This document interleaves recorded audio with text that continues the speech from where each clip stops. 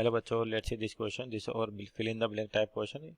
आपको दे रखा है the dash is the error associated with the resolution of the instrument, यानी कि जो आपका इंस्ट्रूमेंट है उसके साथ कौन सी एरर साथ में आती है। तो पहला दे रखा है parallax error, systematic error, random error और लिस्ट काउंट एरर। तो आपके पास यहाँ पर पहले तो की कॉन्सेप्ट की बात करते हैं कि इस वाले क्वेश्चन के लिए आपके पास की कॉन्सेप्ट क्या होगा।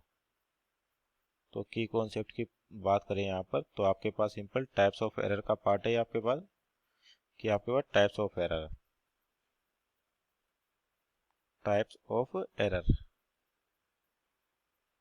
तो यहाँ पे देखिए पहले दे रखा पैरेलैक्स एरर। तो आपके पास पैरेलैक्स एरर कुछ नहीं, पैरेलैक्स मेथड होता है डिस्टेंस ऑब्जेक्ट को फाइंड आउट करने के लिए, जो आपके दूर दूर उनके बीच के डिस्टेंस के लिए।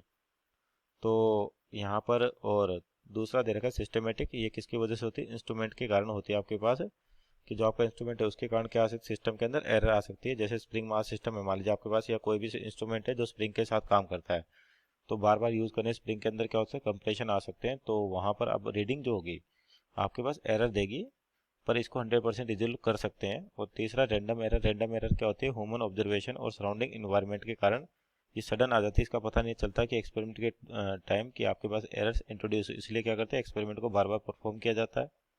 और चौथा है लिस्ट काउंट एरर। मीन्स अपने पास जो ऑप्शन होगा ऑप्शन नंबर डी, क्योंकि जो लिस्ट काउंट एरर है इसकी बात करें अपन, लिस्ट काउंट एरर,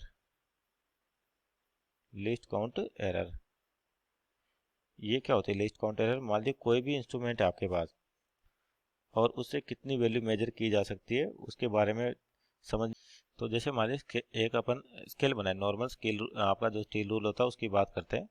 किस तरीके से जीरो से स्टार्ट हो रहा है और आपके पास ये क्या करता है, लेंथ मेजर करता है अपने पास। तो इस तरह से इस पर रीडिंग है, मान लीजिए इस तरीके से आपके पास रीडिंग है।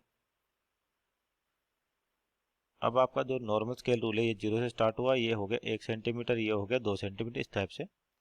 और ये छोटे डंडे दिख रहे हैं, यानी कि ये होते हैं एमएम के अंदर। तो ये जो आपके पास इंस्ट्रूमेंट है, तो मिनिमम रीडिंग इसकी कितनी आ सकती है, कि मिनिमम सही वैल्यू क्या दे सकता है ये, मिनिमम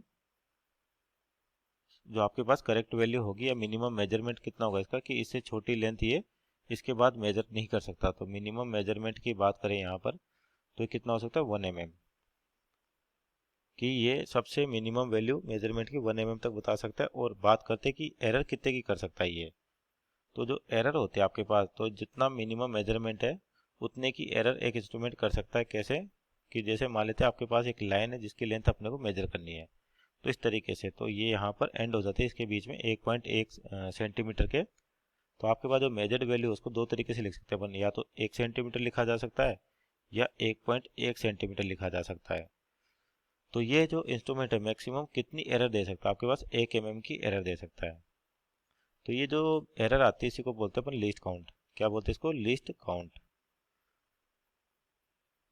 और यही आपसे पूछा, means option number D is our final answer. Hope you understood well. Best of luck.